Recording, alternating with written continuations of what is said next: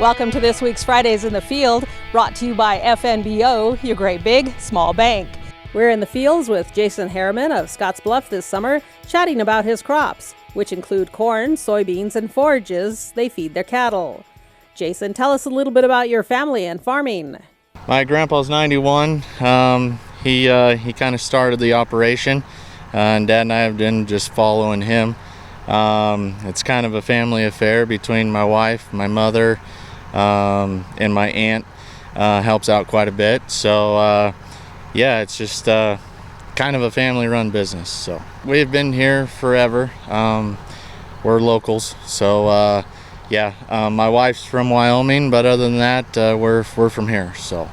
Jason, like most of our area farmers, you also do crop rotations. Tell us more about those. So we started 5 years ago. We started soybeans, but we were normally dry beans, corn, and we had a little bit of alfalfa that time. But last couple of years we've been just doing corn and soybeans. So kind of started a new thing, and it's been working well for us. Soybeans. Well, that's pretty interesting. I know parts of central and eastern Nebraska are big for soybeans. Jason, what was it that made you guys decide to try soybeans? Well, Dad got some research from the UNL up here in town, and we kind of did a little bit of research on our own. And at that time, we were just looking to try a different crop. So Dad had an idea, and we kind of just ran with it on that. So been one of those deals where it was a rough start. We started slow, and now we're putting in about 400 acres of soybeans. So okay, now I don't know much about soybeans, but I do know our dry edible beans don't have a long growing season and can be tolerant of our dry weather. Unlike soybeans, which have a longer growing season from what I understand, but then you do irrigate them like dry beans. So Jason, what is it about the crop that you guys like? It works well for us. My dad's a crop adjuster too, so dry beans, it's always kind of a busy time in the year,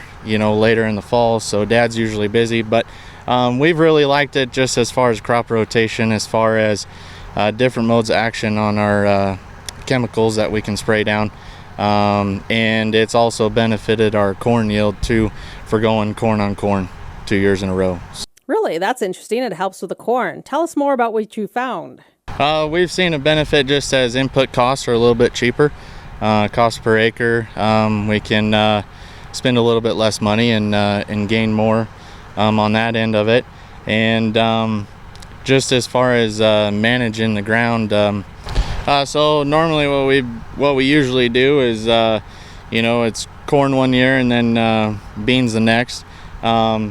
Kind of the last few years, just kind of depending on the price, the commodity price, we kind of base it. But normally it's just a corn bean rotation.